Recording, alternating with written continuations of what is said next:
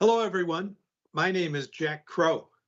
I am an aortic dissection survivor and an aortic athlete.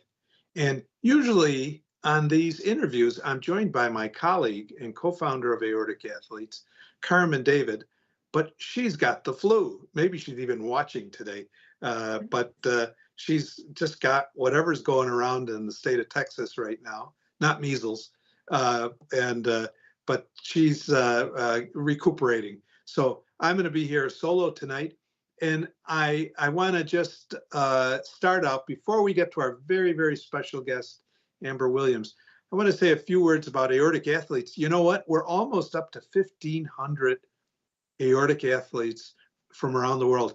And I mean around the world. Today, I got a request to join our group from a guy in watch and wait in Iceland. Well, That's places. cool. They're coming in from over the transom from all over the world. This is truly a world community.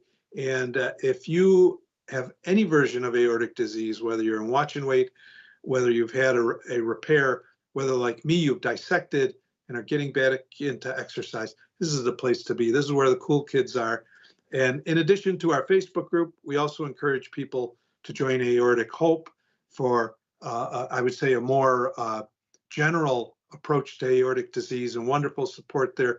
We're so glad that they're our sponsor. We also want to direct you to our brand new website, aorticathletes.org, where you can find videos like the one we're having tonight, as well as with leading cardiologists in exercise and aortic disease.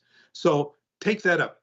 Now, before we get to our guests, I also want to say what we always do at the outset, which is this video is for educational purposes only.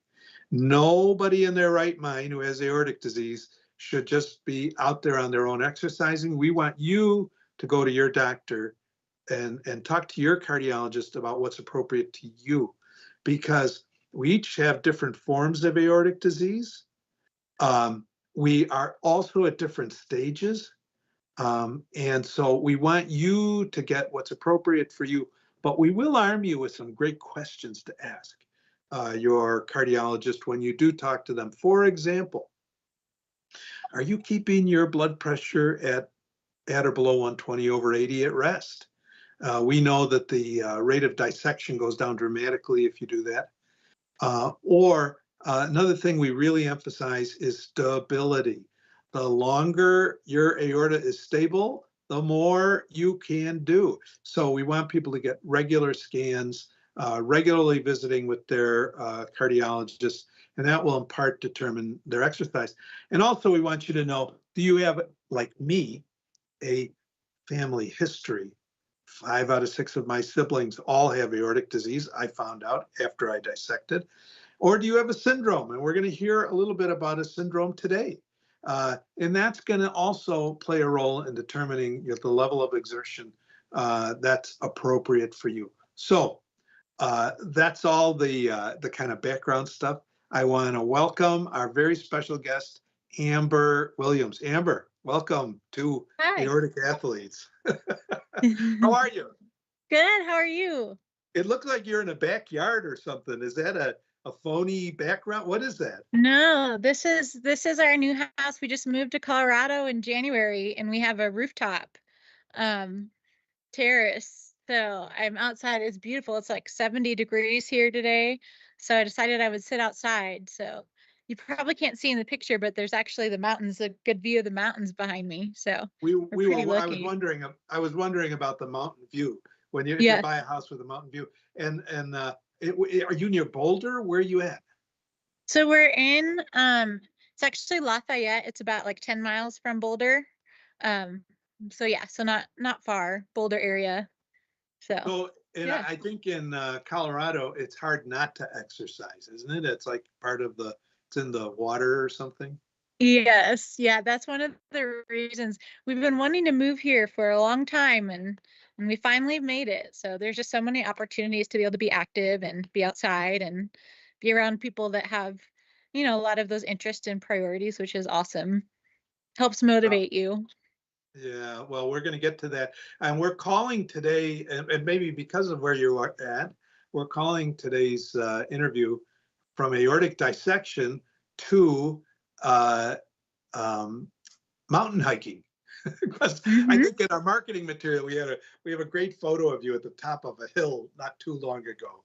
Yes, yeah, that was one of our first hikes since the weather's gotten a little bit nicer that I've been able to do out here. So it's really fun.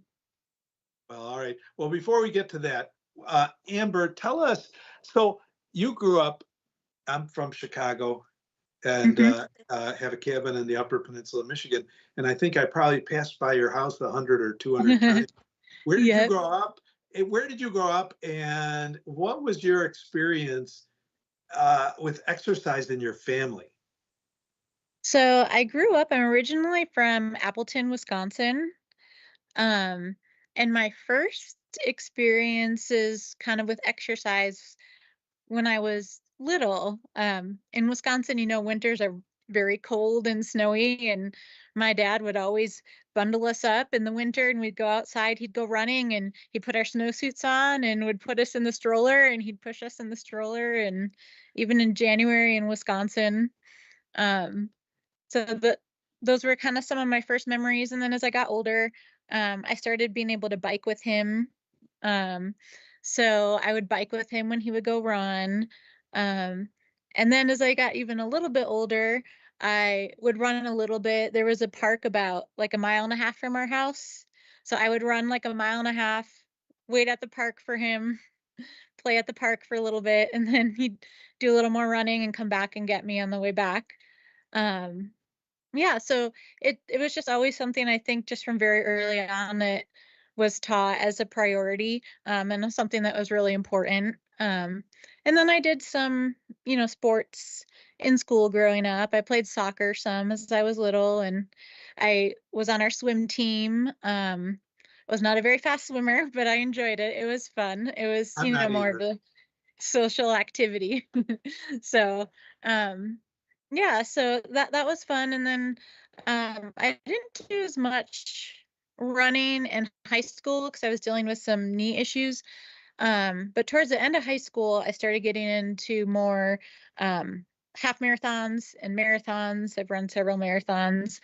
Um, I ran, started doing my dad as we got older and he had a little more time. He got into doing more half marathons and marathons again. And eventually he's even done some ultras. He did 100-mile race, which is crazy. And so I ran my first half marathon and my first marathon with my dad. Really? And then since then, yeah, which was Where really, where really was your special. first where was your first marathon that you ran with your dad? And how old were you? So my very first full marathon we did, so my dad had a deal with us that with my brother and my sister and I, that he wanted to run, our first marathon together with us if that was ever something we wanted to do. And he would let us pick whatever race we wanted to do and travel and do, go wherever to do it. So we did Disney. So we went to Oh, Florida and did Disney. And I dressed up as Peter Pan and he dressed up as Captain Hook. So how it was old were really you? fun. How I old were you when was you did that? maybe 19 or 20 in college. So yeah. So isn't the Disney marathon hard to train for in snow country because isn't it during with the middle of winter down in It Florida or is. something? Yeah. So it is in January. Um, and so I was in Kansas at the time, so I was a little further south. So I was able to do a lot of my longer runs there, and it was still cold, but you could kind of pick, there were some days it was at least tolerable to be outside. Um, but yeah, I remember over the holidays then when I was back home over winter break, there were definitely some chilly runs. The last like 22-mile run I remember doing, it was freezing cold, but Well, it was fun. that's a and you can't train for the heat either when you're in Kansas in winter and going to Florida to run. And Yeah. so Amber, also I understand that, so your family, your dad, he ends up doing ultras and all this kind of stuff. And I don't know if your siblings, it sounds like they're also running and doing some interesting things. And then Yeah. in at some point, do you get diagnosed with anything? Like, are there any health issues that you're experiencing early on, in your teen years? So when I was about 15, 16, um, I was pretty healthy, no like really obvious signs, but I stopped growing and developing. I was about 4'11" for like several years. So just at a routine physical, my doctor, they ran some tests and found out that I had Turner syndrome. Um, and I didn't have a whole lot of really problems that resulted from it initially, but they would monitor a lot of things. Um, and it did explain, that I was pretty short. It explained a lot of things. I had a lot of ear infections when I was little, and that's something that's pretty common. Um, and then a few years after that, I actually had Graves' disease, and thyroid problems are also, I guess, somewhat common. Um, so, but yeah, no real major. I was feeling pretty good, but it just happened to be, we mentioned it at a physical, and the doctor that we had at the time was very thorough, and he's like, let's just follow up and do some more testing and just make sure everything looks good. So in the aortic world, we're used to hearing about sort of Marfan syndrome, maybe Hmm. Loeys-Dietz syndrome, and there vascular Ehlers-Danlos or something like that.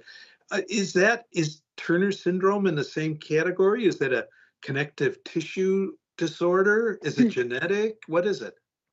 So yes, it's a connective tissue disorder.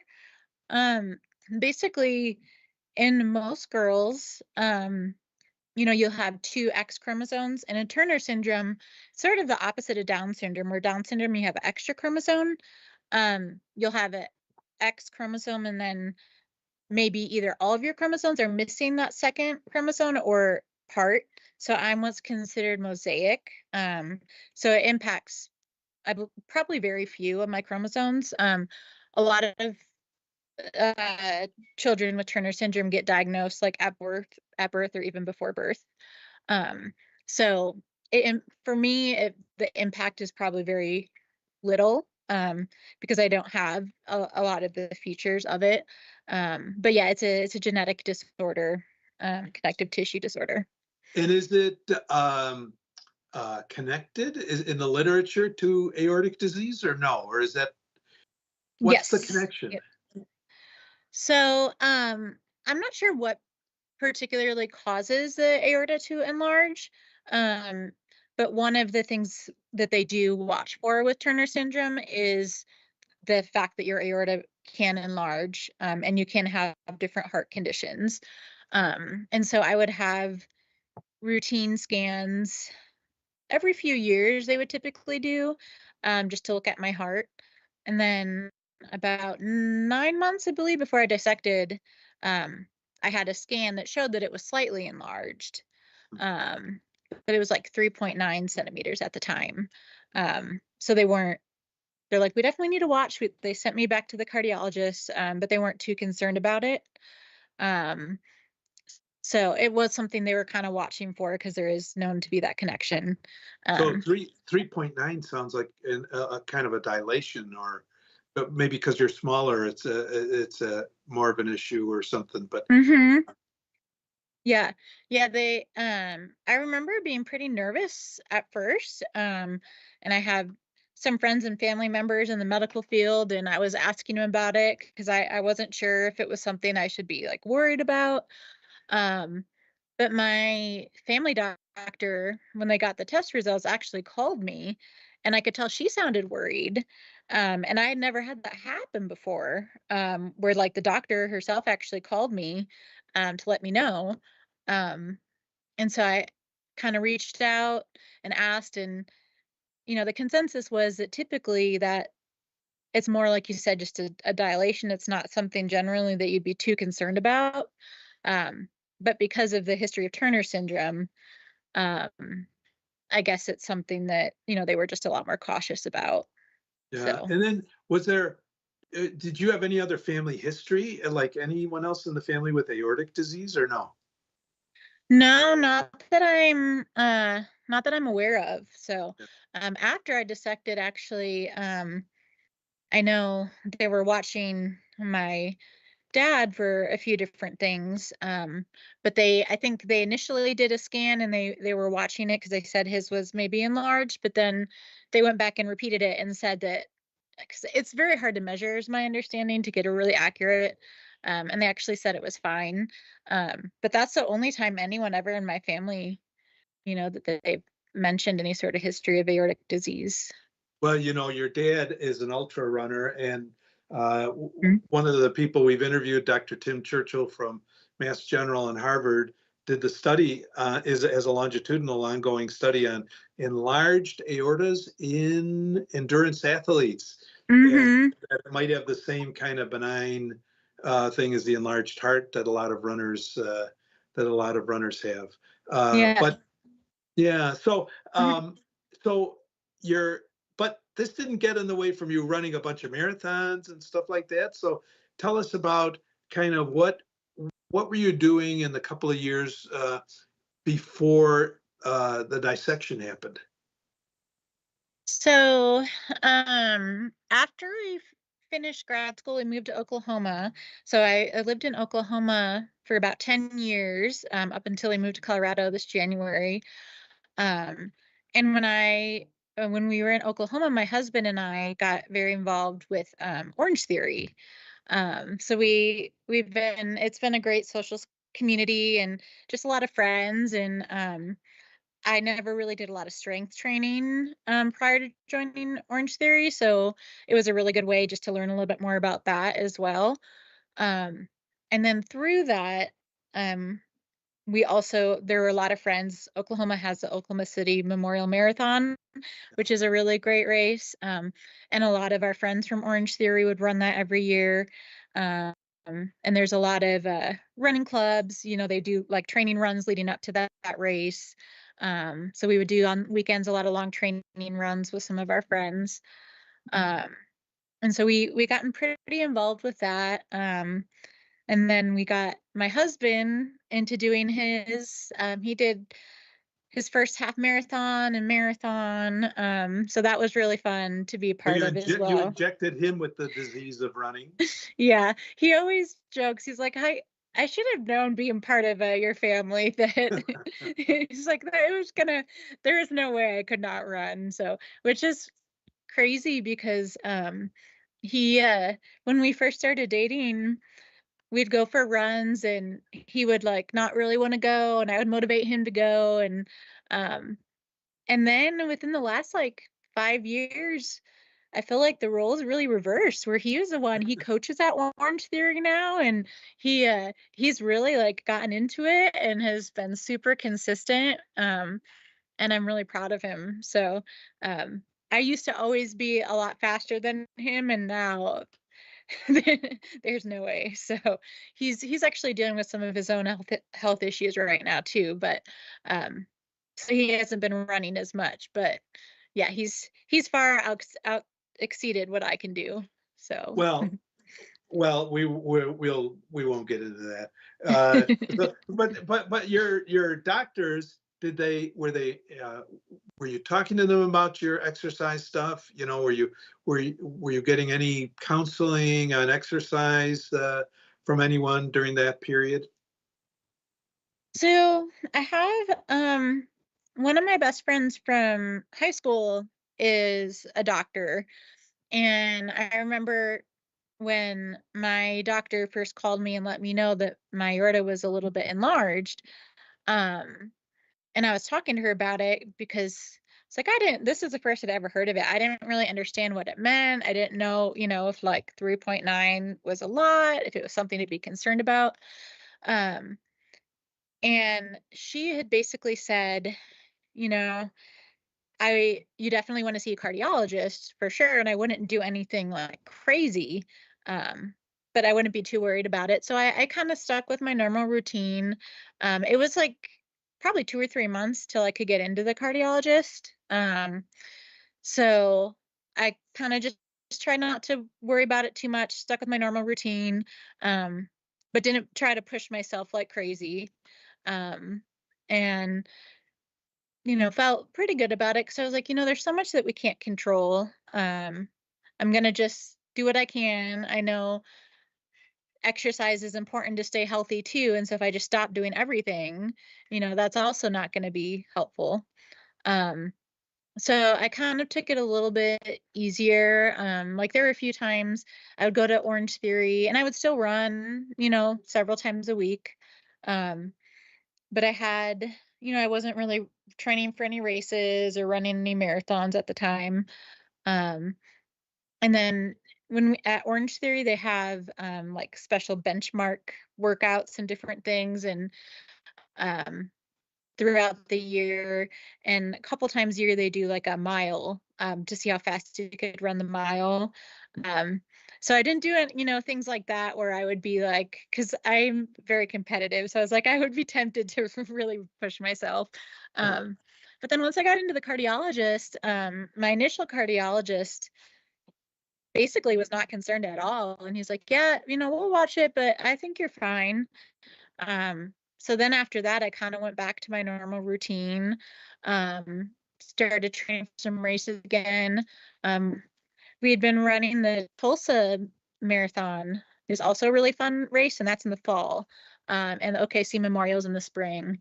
So that year, I ran the half marathon, the Tulsa half marathon, and then about 3 days before my dissection, I ran the Oklahoma City full marathon. Okay. So, So.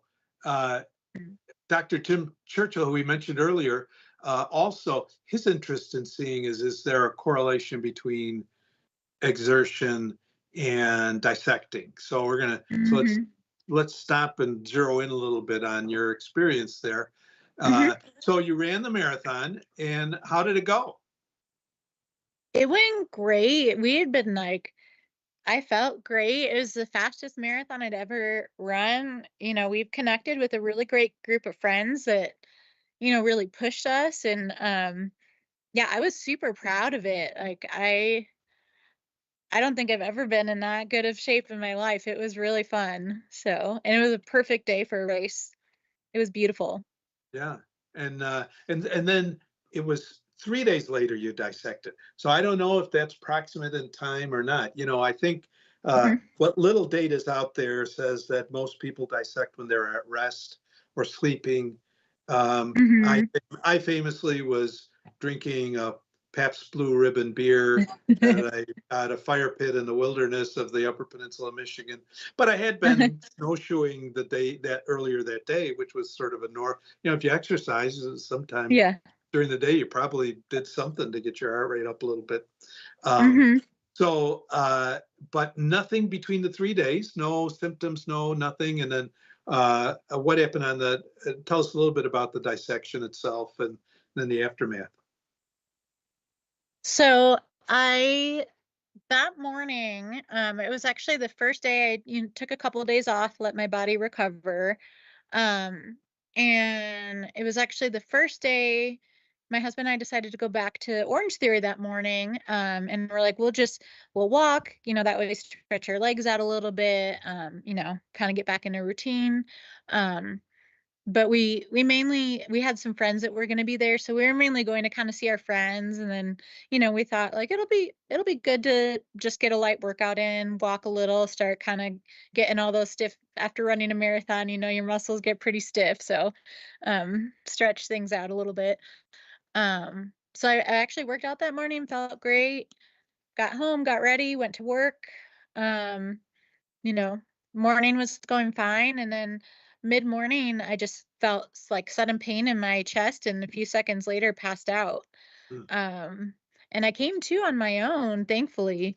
Um, and I called my husband because I was kind of disoriented, and like I was at work and I didn't really want to worry other people.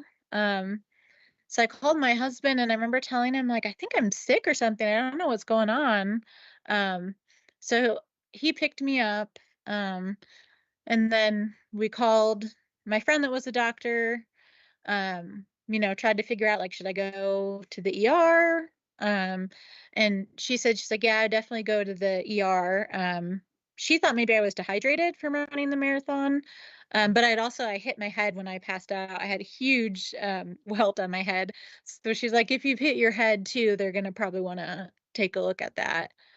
Um, so we went in, no, was they couldn't figure out what was going on. Initially, they did a CT scan.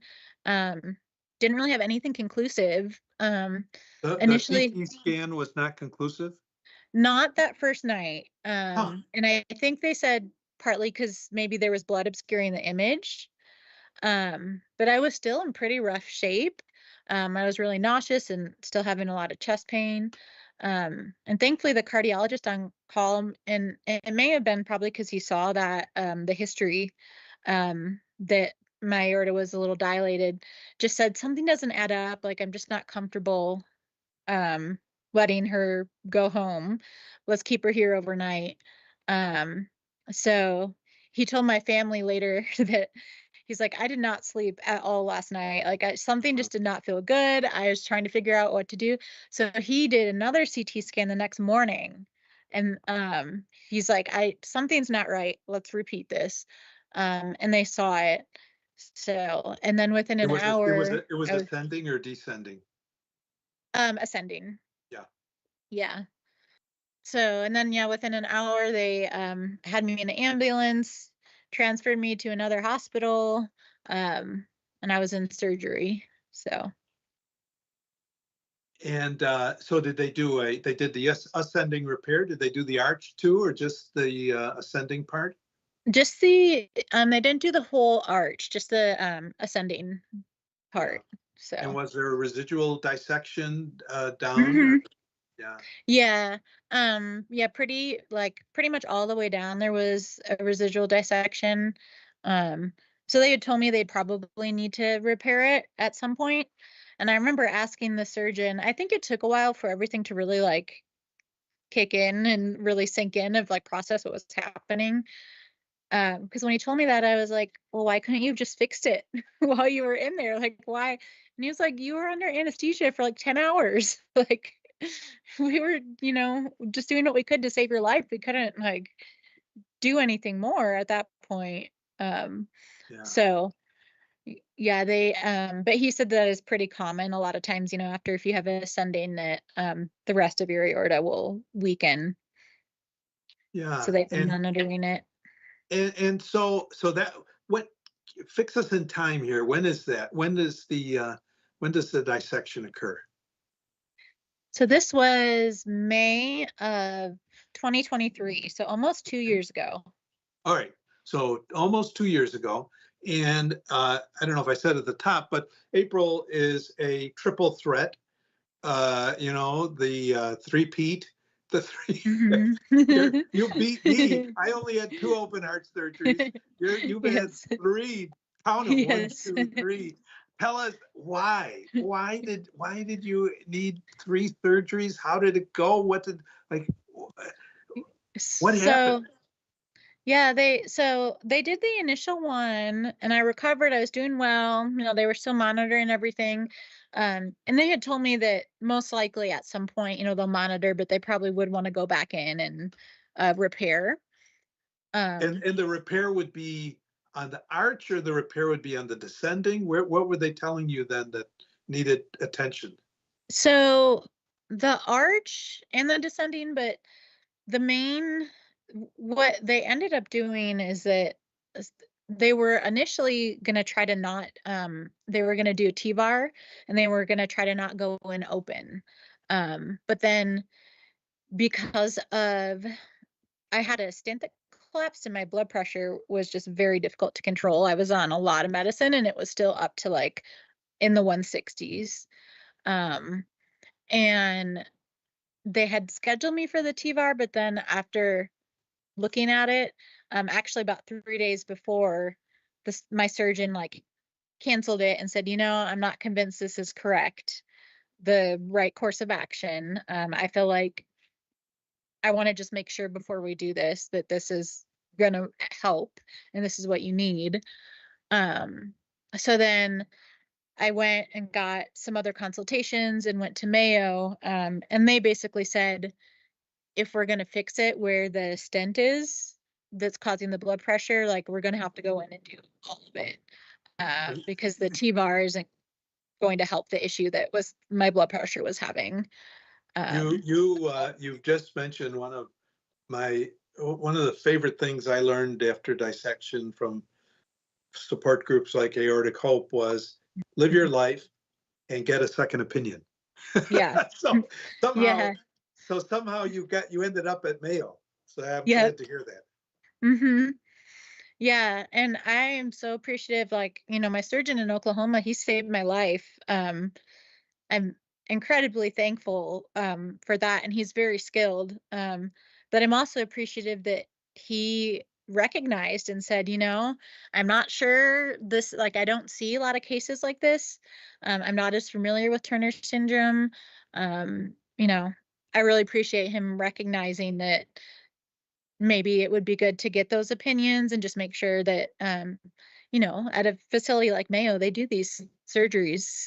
That's all they do, the surgeons that ended up operating on me. So It's I think, so yeah, great to hear a surgeon have humility, yep, yeah, and to just recognize, particularly you had this syndromic complication that I'm sure there's probably very few cardiologists, let alone cardiac surgeons, who've seen yeah, a Turner syndrome patient with the aortic stuff. So that's even more rare. So yeah, kudos to and I had a guy, my initial surgeon, same thing.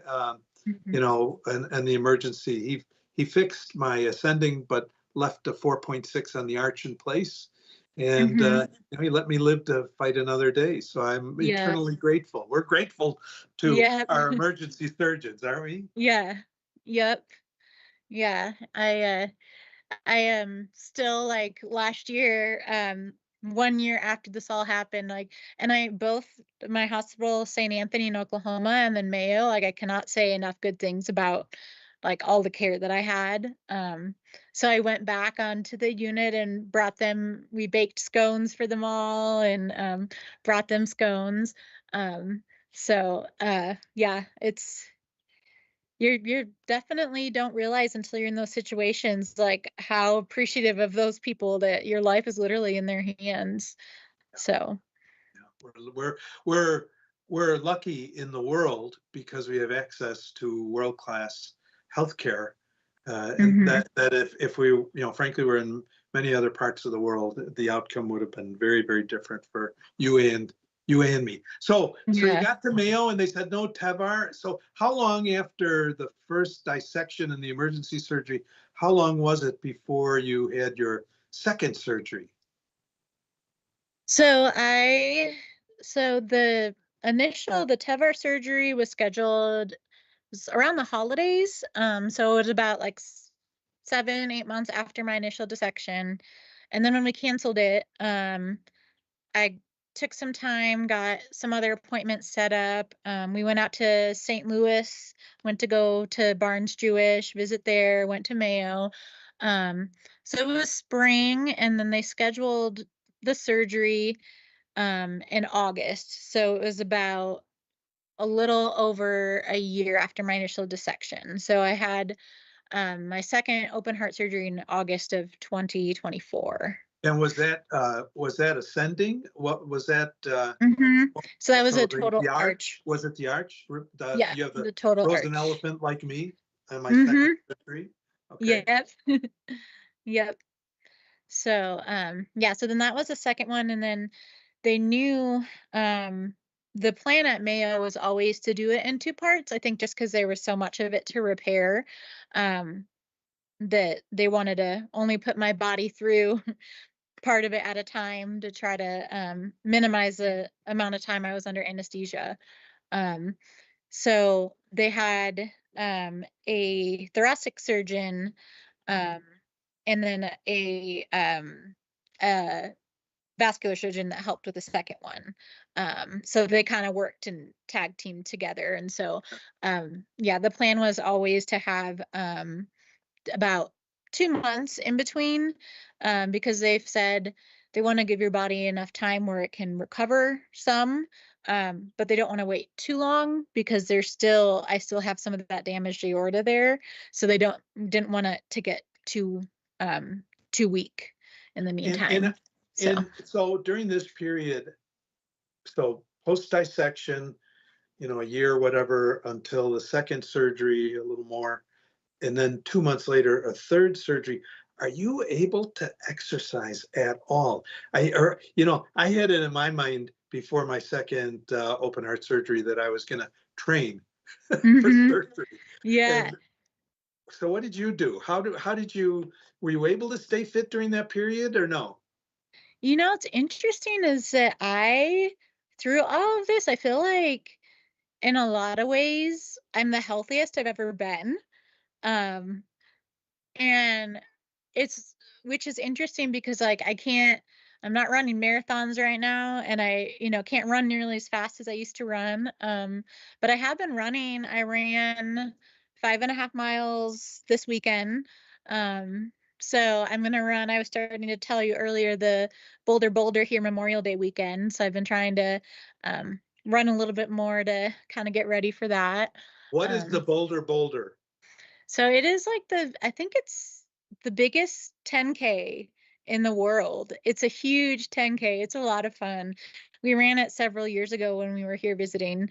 Um, and it's just they have like slip and slides and just all sorts of fun things. So yeah, so we're gonna do that. So my brother and his wife and my nieces are here too. That's one of the reasons why we have been wanting to move out to Colorado. Um, and my brother's been trying to get a little bit back into running as well. So he's gonna do it. So that'll be fun. And um, my parents are hoping to maybe come in town for it too. So it'll be really nice. So it's fun to have some goals to look forward to. So. So, and Joshua, we're going to get to questions in a minute. If anybody has them in our live group, we'll get there in just a minute. So in August or so, you had your second open heart surgery. Then November, this past fall, you had Mhm. third. And was that descending? That was the Yeah. descending? Was it Yep. open? Was it endovascular? What was it? So it was open. It was called a T or a triple A.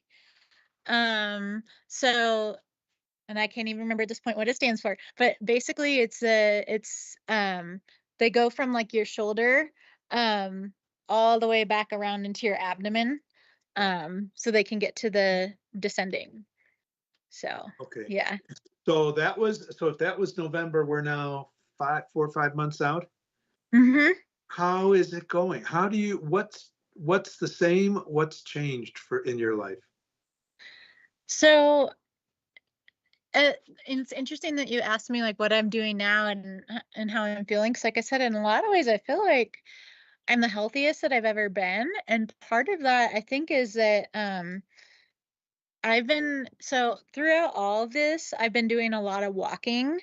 Um, so and I'm back to running now, but like even between surgeries, and I think I've made it more of a habit to just like keep those exercise like throughout, even if it's a day I'm not going on a long run, like go on several short walks throughout the day. Um, and that really started because so after that first surgery, my very first emergency surgery, I was trying to sort of navigate and figure out like what I could do, what was safe, once I got out of the hospital.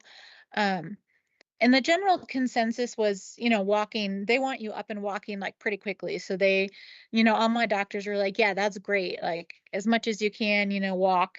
Um, but then after that, once I started feeling better and feeling like I could do more, I was trying to sort of navigate, what was safe because I still had, part of my aorta that was damaged, what I should be watching for. And in some of the early days after, we had a friend reach out, who has a different heart condition. And she's worked with a trainer. And so I had been asking her about that. And the trainer actually has some experience in cardiac rehab. So she was like, this would be really good. If that's something you're interested in. So I got connected with her. Um, and this was really before I knew that like strength training is actually is contraindicated and you need to be very careful. Um, and it also is very important to build muscle mass and stay healthy. So I thought that was a really good way to safely sort of navigate what I could do, and in a manner of someone that had some experience and was familiar with some of these things. Um, so I started working with her, and she told me, she's like, first of all, we need to get approval from your doctor. I'm not going to be doing this if they feel like you're not in a place to be doing this. And then she also said, you can do a lot, like not lifting very heavy. So she did not push me very much. And I still gained like 8 pounds of muscle in between those first two surgeries. So you were doing So light weights, high reps. yep. That's And the key. then about like 6 months after, I think I had gained about like 15 pounds. And part of it, I think, was all the blood pressure medicine I was on. And then after that first surgery, I also switched to a telehealth position. So I just wasn't walking around during the day nearly as much as I used to. And I was still, like had a pretty good exercise routine, but I wasn't like marathon training. So I think my lifestyle had just sort of shifted. So she asked me what my goals were, and she got us started on a meal plan. And that was amazing because nothing had been able to control my blood pressure. And once I started eating on that diet, it finally started going down. Um, yeah. Your blood pressure So, went down based on the diet. Was it a low yeah. sodium diet? So it wasn't specifically low sodium, but it's, not a lot of processed food. Um, it's all, very wholesome, um, like uh food sources. So there's probably just naturally less sodium in it. Um, so, and I don't know if there's a connection, but I feel like what you eat is so important. So it certainly doesn't hurt, and you just feel better too. So that was a really big area that I hadn't really ever considered up until all this. Like I'd always really worked really hard on my exercise, and I didn't eat terribly. But it wasn't something that I put like a whole lot of thought into necessarily. And now like I think my like muscle mass is the highest it's ever been. My body fat percentage is the lowest. Like so even though I'm not out there like running marathons and I can't run as fast as I can, I feel like from an overall health standpoint, I'm probably um the healthiest I've been in a lot of ways. So Wow, Amber, how inspiring. We have a lot of people in watch and wait in aortic athletes, and hmm but there's a lot of fear about surgery one day and stuff like hmm that. And here you are, you didn't have one, you didn't have two, you yeah. had three open heart surgeries, and you're here to say, you know, I think you are a great example of our "Don't Quit, Adapt" uh, hmm motto. And I also hear what you're saying about maybe you don't run as fast as you were, so the hmm exertion level might be low. And I go out for long runs, and my average heart rate will be 110 or something like that. I'm just hmm jogging. I'm not, and I'm a lot older than you too, but hmm but how just congratulations on your ability to persist through some real challenges. And you said your cardiologist told you you could do as much walking as you want. you hmm know they probably didn't know you come from like an ultra family, and what that says to you is that means I can walk from sun up to sundown. Yeah. And pretty soon, instead of walking slow, I'm going to be walking faster. And pretty soon after that, I'm going to be jogging. And pretty soon after that, I'm going to be running, right? Yeah. My family was so I had listened to the interview. I think it was with Brad, about like the Brad Boston Way. Marathon. Yeah. And he was talking about how he started just doing tons of walking. And I don't remember specifically how far he was walking, but it was, within a few weeks after surgery, he was walking like, I think it was double digit, like miles a day. Um, and I remember telling my family that, and they're like, don't get any ideas. Like, Hey, you know know, what? so, Walking is our yeah. secret power. Don't tell Yeah. anyone. I think after I dissected, and I was relatively fit beforehand. After I dissected, and then walking was the one, like you, it was the one thing I could do. I think I was walking Hmm. 5 miles a day within a month of dissecting and having Hmm. open heart surgery, and because that's what I could do. Yeah. Yeah. And the other thing was too, I was off work. And so, I had the time. I just went slow and get some fresh air. So I wasn't cooped up being in the house all the time. And yeah, so it definitely, I feel like, helped me stay sane. Yeah, yeah. Well, I think Joshua, are there any questions or any folks you want to say hi to? Well, we definitely have some questions and we want to say hi to some people. Let's start with the highs. Hello, Velda and Christina and Molly and the mentioned Brad Ray. Oh, yes. We have we have Ken Cthulhu joining us from New Zealand. I can. So Molly says, "Hi Amber, great to see you and healthy. Hello, Jack." And Brad asks, how do you mentally prepare for a second or third open heart surgery? Was it more or less difficult than the first? Mentally, a lot more, because the first one I didn't have to think about. Um, Physically, my body wasn't under nearly as much stress, so like that was helpful. Um, but I think I found out in May that I was having that second surgery, and it wasn't until August. Um, and so I think there were definitely some like healthy ways I coped with it and some maybe not so healthy ways that I coped. Like I was telling someone the other day that I feel like part of the way I coped is just kind of by ignoring it and not thinking about it unless I had to.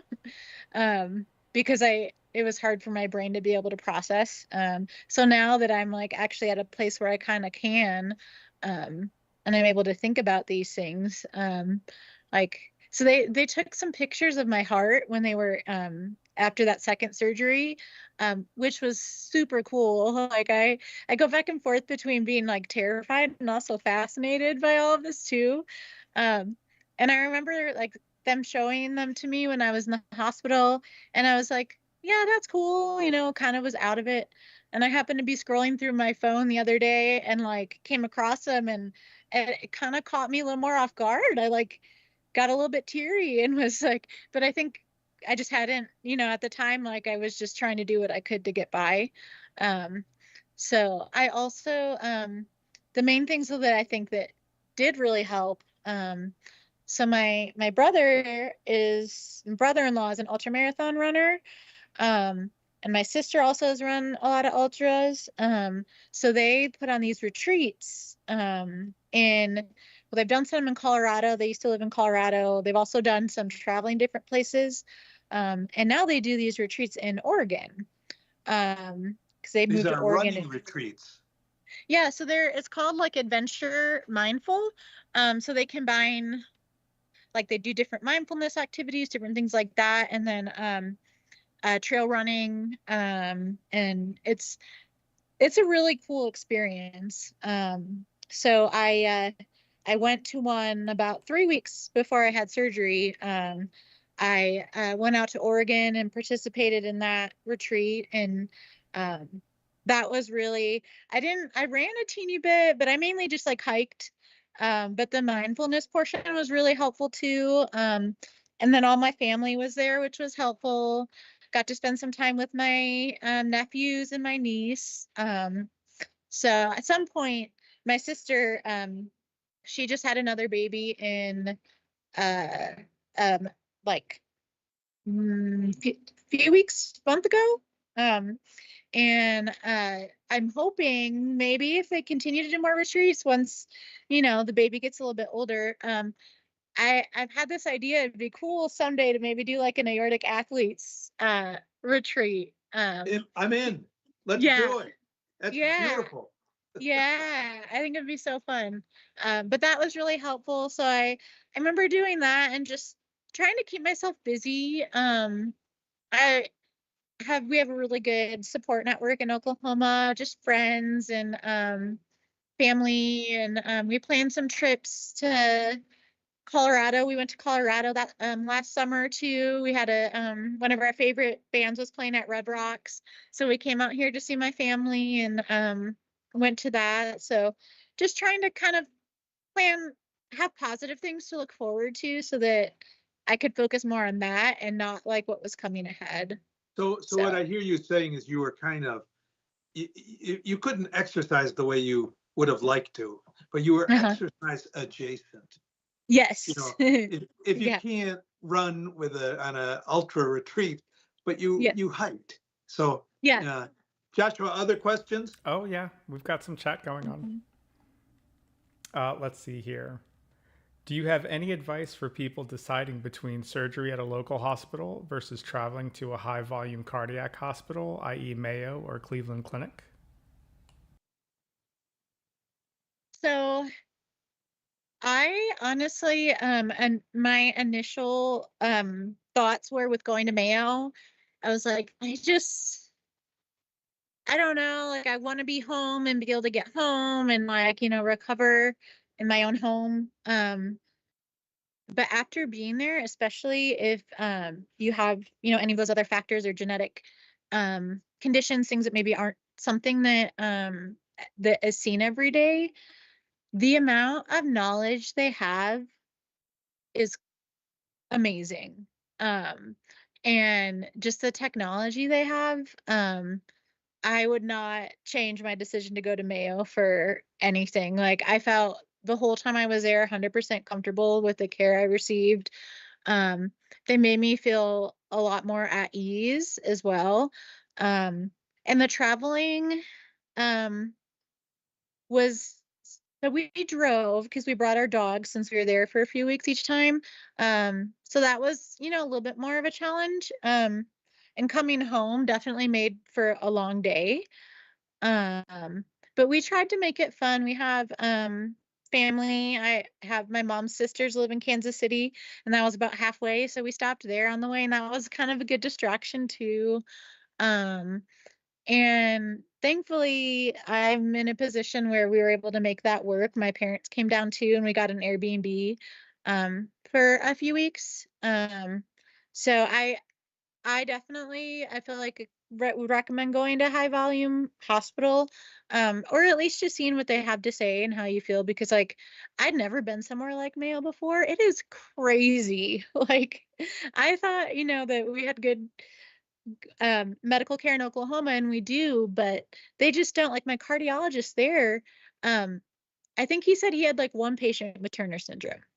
So they just don't see it. Where the doctors there, they like knew all about it, have had several patients that have had these surgeries. So yeah, and everyone I interacted with was just super helpful and very knowledgeable. So yeah, for my situation, at least 100%, I'd recommend, it's scary enough as it is. And so as much as you can do to alleviate those concerns, I feel like the more you can do, the better. Good. I like that. And that was from Brad again. Molly here asks, do you have any damage to your heart? Like IR, congestive heart failure, again, regurgitation, etc.? No, so my heart looks really good. They actually were able to save my valve too.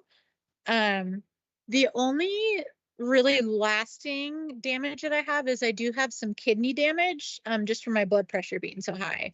But yeah, no, my heart looks great. And Amber, you are that rare person who has had all or nearly all of your entire aorta replaced. Is that true? Yep. Yep. I've got all new hardware now. So Not much left to get an aneurysm. yeah, yeah, that's like, and I still emotionally, some days like I have to try to adapt if I feel like, okay, am I pushing myself too hard? Can I do this? But they basically have said, you know, within moderation, like be smart. Like I probably don't need to be a bodybuilder. um, but they haven't really given me any restrictions. So, I can really get back to doing whatever I'm able to do now. It's just hard, I think, emotionally, so long, like having had that fear, being like, okay, is this safe, or can I do this? But yeah, they've said the chance of another aneurysm is very, very, I only have a small portion of my aorta left. They were actually going to initially replace it, but then by the time they went, when they went in, it actually looked good. So they left just very last part of my descending. But the chance of an aneurysm, they say they like hardly ever see aneurysms in that part. So yeah, they've said I can get back to living life as usual. That's excellent. Yeah. Molly has a follow-up question. She says, what is a light weight for you? So it depends on the exercise that I'm doing. And I know this is something that I've struggled with because I tried to learn and read more about. Some people will say like 25 pounds. But someone who's been lifting weights a lot, 25 pounds is going to be probably a lot easier than someone who's never lifted weights. So for me, what I try to do is like I try not to I try to go to the point where I could at least do 1 or 2 more reps. That's kind of the guideline I follow. So for like So chest not to failure. presses, not you not don't to lift to failure. failure. I try to like at least be able to do 1 or 2 more. Or if I notice like my form is starting to break down, because it's getting heavy, then I'll stop. But like lower body, I can do, like the other day I think I was doing squats with like a 70-pound weight. And that felt good. Upper body, if I'm doing like, chest presses, that's going to be like lower. I think I was doing chest presses yesterday and was able to do like 25, 30 pounds. So, um, but yeah, I try to focus more on like how I'm feeling at the time. Okay, great answer. Molly says, Yeah. ooh, interested in seeing that diet. Oh, Yep. Yeah, I'll share. So her name is Justice James. She's amazing. I hope she gets to listen to this at some point. Because she has been invaluable. So, but yeah, I'm happy to kind of share what she basically kind of every few weeks she'll give us different meals and different portions, and then stay consistent. It also makes like meal prep very easy because you know what you're going to be having, which is really nice. And then after a few weeks, she'll switch it up. So it's been great. Right on. We'll make sure that we get that link into the description Yeah. later. Yeah, that would be wonderful. Mhm. So Brad has another question. Amber, or not a question, he has a statement. Amber, I am glad to be a bad influence. Yes. these runners are all the same. Yes. So, No, oh, go ahead.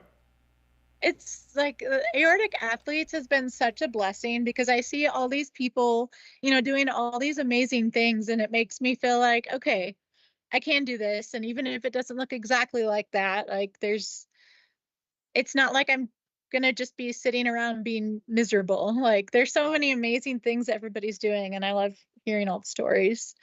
So I like to hear that too.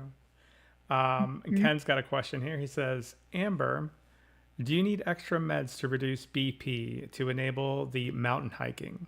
Especially, do your meds change because of your physical activity? So after my second surgery, I was like, it was crazy. Almost immediately I was off all my blood pressure medicine. And it was really good. They did tell me once I like got home and was moving around more and, more active, it probably would go up a little. So I was on just a really low dose of metoprolol. And it was controlled with that for a while. And then a few months ago, like shortly after we moved, which I'm sure that probably didn't help stress either, it started going up a little bit again. So then they added losartan back in, or maybe it was the other way around. I can't remember. But I was on just those two for a while, but I developed Raynaud's, which is, I don't know if you guys have heard of it, but your fingers will like start to turn white, which is really strange. And it's not something, I guess it's really too dangerous. It's more just annoying. They kind of get a little bit numb.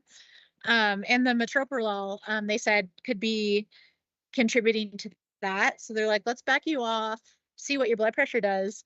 And that was about a month ago. So I'm just on like 25 milligrams of losartan now. And that's it. And it's been like, I took it today and it was like 110/70. So. Right. Yeah. And Ken, it's a great question. And Amber, you're a Kiwi, so you might not know that Boulder. What elevation are you in Boulder, Amber? So I think where we're at, I believe it's like 5,000 or 6,000 feet. Yeah. Yeah. And he's going to do meters, so it's like 1,700 meters or so. And I'm a flatlander in Chicago, and I absolutely, when I go hiking in the mountains, my blood pressure goes up. My resting blood pressure goes up temporarily for the time that I'm hiking. It doesn't get dangerously high, but it, instead of being like 110 or something like that, might go up to 130 or something. I'm usually not hiking long enough to adjust the meds for a hike, but it is a thing to just keep it. I'm going on the Camino tomorrow, actually. That we're doing Camino de Santiago. That's excited. I'm excited to hear more about your trip. I carry with me my battery cuff when I hike. Hey, Joshua, I don't know if we have any more questions. I have a final question for Amber. If you're okay. done. One last statement here in the chat. When you were talking about your mindfulness retreat, Brad was like, "Yes," with a bunch of exclamation marks, and then Ken came back with, "Wow, Amber." Yeah, and Amber, we in the promotional material for today, there's a picture of you standing at the top of a mountain. And I want you to tell us, what were you feeling? Because was that the first time you had gone that high since your 3 open heart surgeries? How did it feel? And I've been doing other stuff, but also felt like somewhat normal. It was a pretty special moment, that's for sure. Just realizing that even if things don't look exactly like they did before, they can still be pretty great. So, and honestly, I hiked that picture you're referring to. I ran some down, but I hiked most of the way up. And I remember thinking a lot too, that like, as I was running, and I'll always love running, there's a time and a place for running, you miss so much. Like, it's so beautiful. And I think part of it is that the last few years have just been so challenging. And that's one of the reasons we decided, like, I had surgery in November and we closed on our house here and moved in December. So we're just like, you know what, this chapter's done. Like, let's move forward. And we've been talking about moving here for a long time and decided to just make it happen. So I think it was also just a culmination of that too, and focusing on being able to move forward and not living in the past. Well, Amber, you are such an inspiration. You've really overcome quite a bit, and it's so. I love what you said earlier in the conversation, that you think you're in the best shape of your life ever. Yeah, which it sounds so bizarre. I know. And Yeah. we're inspired by you. I know at Aortic Athletes, whenever you post something, it gets like 600 or 700 views because people are like, "Go Amber!" Yeah. And I just really want to thank you for being part of our community. Yeah, and thank you, Jack and Carmen, for what you guys have created. It's really something special. So it's All a right. great group. It's definitely helped me a lot the last few Well, years. well, don't quit, adapt. Yes. All right, everybody. Hey, stay tuned. We have more of these coming up, and we've got some great cardiologist ones on exercise too that we'll be telling you about. And there's other interesting things coming to Aortic Athletes. So remember to join us on Facebook. Click like down below if you like this video. How could you not like it? And we'll see you next time. Thank you.